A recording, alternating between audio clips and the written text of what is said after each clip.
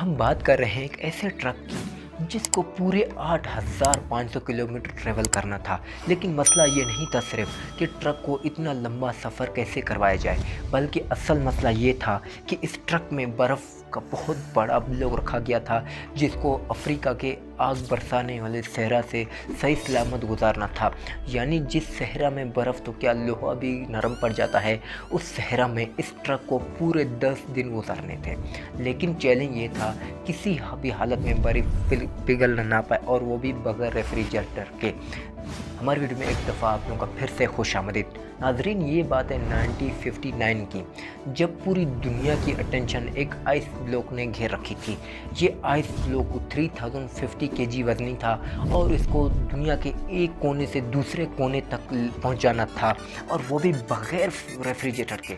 یعنی اس کا starting point تھا ناروے کا شہر یونیا، اور اس کا اینڈنگ پوائنٹ تھا لیبرل جو سینٹرل افریقہ میں ایک شہر ہے۔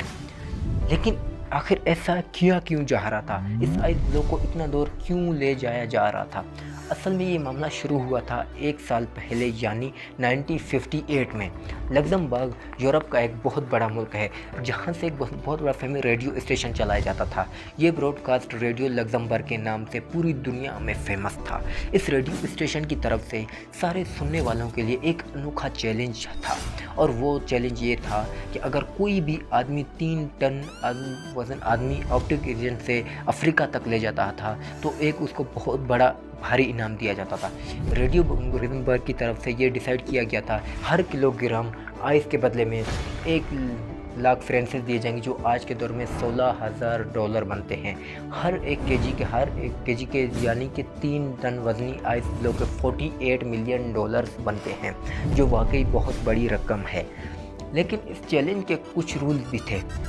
پہلا رول تو یہ تھا کہ یہ آئس بلوک 1 پیس میں لے کر جانا ہے۔ دوسرا رول یہ تھا اس کو صرف بائی روڈ ٹرانسپورٹ کیا جا سکتا ہے، اور تیسرا اور سب سے مشکل رول یہ تھا کہ چیلنج پورا کرنے کے لیے ریفریجریٹر کا استعمال نہیں کیا جا سکتا۔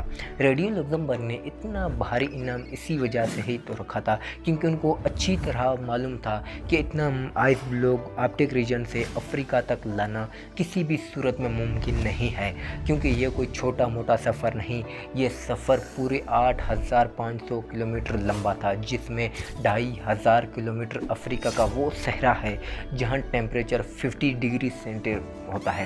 یعنی برف جو فریزر سے نکلتے ہی منٹوں میں پگھل جاتی ہے، وہ بھلا اس ہفتوں لمبے سفر میں صحیح سلامت کیسے تک پہنچ سکے گی؟ ریڈیو لگزمبرگ میں یہ چیلنج تو دیا، لیکن یہی چیلنج ان کو کس مشکل میں پھنسا دے گا اس کا اندازہ ان کو بالکل بھی نہیں تھا۔ یہ چیلنج ریڈیو پر براڈ کاسٹ ہونے کے کئی مہینوں تک کسی نے بھی آگے بڑھنے کی ہمت نہیں کی، لیکن برگر ناٹوی کے ایک شخص نے اعلان کیا کہ وہ یہ چیلنج ایکسیپٹ کرے گا۔ برگر ناٹوی جو کہ ناروے میں ایک انسولیشن کمپنی گلاس فوڈ کا مینیجنگ ڈائریکٹر تھا، اس کا ماننا تھا اسی کمپنی جو انسولیشن مٹیریل بناتی ہے اس کو استعمال کر کے یہ چیلنج آسانی سے پورا کیا جا سکتا ہے۔ اگر برگر ناٹوی کی یہ چیلنج پورا کرنے میں کامیاب ہو گیا تو وہ اپنی کمپنی گلاس فوڈ اور اس کے امپلائیز کے لیے کافی ساری دولت اکٹھی کر سکے گا۔ پوری دنیا میں یہ بات پھیل چکی تھی کہ ایک شخص نے ریڈیو لگزمبرگ کا آئس بلوک چیلنج قبول کر لیا ہے۔ اس کام کو انجام دینے کے لیے ناٹویک نے ایک ٹیم بنائی اور چیلنج کو پورا کرنے کے لیے کام شروع کر دیا، جس کی وجہ سے کئی نیوز پیپر کی ہیڈ لائنز میں ناٹویک کے چرچے ہونے لگے۔ آئس بلوک کو چیلنج کو پورا کرنے کے لیے ابھی تک جو بھی کوشش کی گئی تھی، وہ جب ریڈیو لگزمبرگ کو معلوم پڑی تو ان کو ایک بہت بڑی رقم کھونے کا ڈر تھا، اور ڈر کے مارے انہوں نے اپنی یہ آفر واپس لے لی، کیونکہ گلاس فوڈ کمپنی اور اس کے ڈائریکٹ کافی زیادہ فیمس ہو چکے تھے۔ اسی وجہ سے ریڈیو لگزمبرگ کے آفر ختم ہونے کے باوجود بھی ناٹویک نے یہ چیلنج پورا کرنے کی ٹھان لی۔ ان کا ماننا تھا اگر ان کو پیسے نہ بھی ملے تب بھی وہ یہ چیلنج پورا کرے گا، کیونکہ اس کی وجہ سے ان کی کمپنی کی پبلسٹی میں اضافہ ہوگا۔ یہ چیلنج اسٹارٹ کرنے کا وقت آ چکا تھا۔ یہ فیصلہ ہو چکا تھا کہ آئس بلوک کو ناروے کے شہر موئرانا سے آل دا وے افریقہ میں کمیون کے شہر لیبرل کے شہر میں لے کے جانا تھا۔ آدمی کو Denmark, Netherlands, Belgium, France, Spain اور موروکو کے بعد الجیریا کے صحرا سے گزارنا کے کیمون تک لایا جائے گا۔ ریڈیو کی ٹیم نے ایک انجینئر टीम में 4 लेबर, एक ट्रक मैकेनिक और 2 कैमरामैन भी शामिल थे। उन्होंने 3 टन वजनी आइस ब्लॉक को ग्लेशियर से काटने का फैसला किया, लेकिन इतना बड़ा आइस ब्लॉक एक ही साथ उठाना काफ़ी मुश्किल था। इसलिए 200 केजी ब्लॉक को काट काट कर हेलीकॉप्टर के ज़रिए नीचे भेजा गया। नटवीक और उनकी मेहनत को काफ़ी ज़्यादा मीडिया अटेंशन भी मिल रही थी और इसी वजह से कई कंपनीज़ ने नटवीक के इस चैलेंज को पूरा करने के लिए उनको स्पॉन्सर करना शुरू कर दिया। शेल ने फ्यूल देने का जिम्मा उठाया और स्केनिया ने उनको ट्रक दिया जिसमें ये आइस ब्लॉक रखा जाना था। 200 केजी के ब्लॉक को ग्लेशियर से नीचे लाकर दोबारा से फ्रीज किया गया और 3050 केजी का एक सिंगल ब्लॉक बनाया गया। ये ब्लॉक एक ख़ास कंटेनर में डालकर ट्रक में लोड किया गया, जिसकी साइडों पर एक ख़ास गिलास वॉल से उसकी इंसुलेशन की गई। अच्छी तरह से इंसुलेशन करने के बाद 22 फ़रवरी 59 को आखिरकार ये अनोखा सफ़र शुरू हो गया।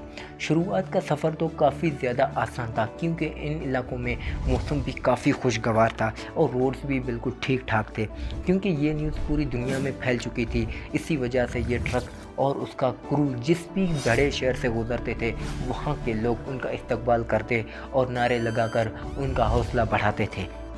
जैसे जैसे उनका सफ़र बढ़ता गया, उनकी पब्लिसिटी में मज़ीद इजाफा होता गया।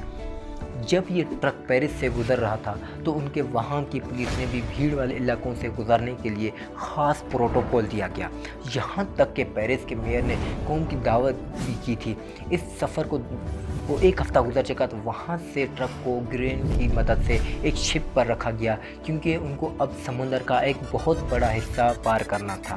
समंदर के दूसरे हिस्से पहुँचने पर कंडीशन बिल्कुल ही अलग हो चुकी थी।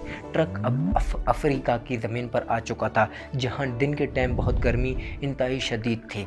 न सिर्फ आइस ब्लॉक के पिघलने का ख़तरा था, बल्कि गर्म रेत पर सफ़र करने से ट्रक के इंजन को भी ख़तरा था और उनके साथ मौजूद क्रू की तबीयत भी बिगड़ने का बहुत बड़ा खौफ मंडरा रहा था।